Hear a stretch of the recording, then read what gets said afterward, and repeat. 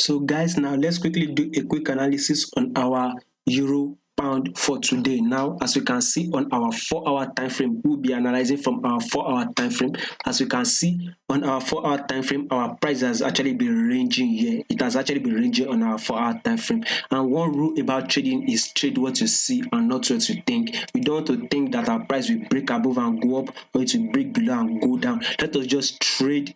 Let us trend with it. So possibly the way we can trade it is by, let's wait till our price hits our resistance level, then we can actually now take a sell positions downward. Since our price is ranging, we have to range with the price, so we can actually wait. As you can see, we saw a push up, a push up.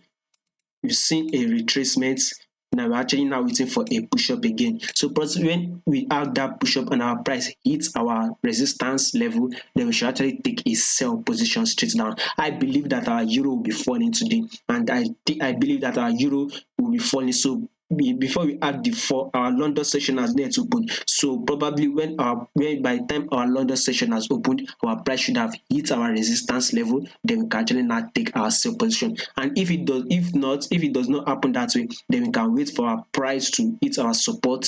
Then when our price hits our support, then we can actually now take a buy position, because I believe our euro will be falling. Probably I think the euro might start falling now when it gets to this area here, giving us like a double top, as you can call it, like a double top. When our price pushes up, we can get that double top, then our euro will now start falling by that time. So when our price euro fall, we can actually sell with it, or actually wait till our price hit our support before you can actually not take our buy. So that is my analysis for the day. Don't forget to subscribe, like, and share this video. Thank you.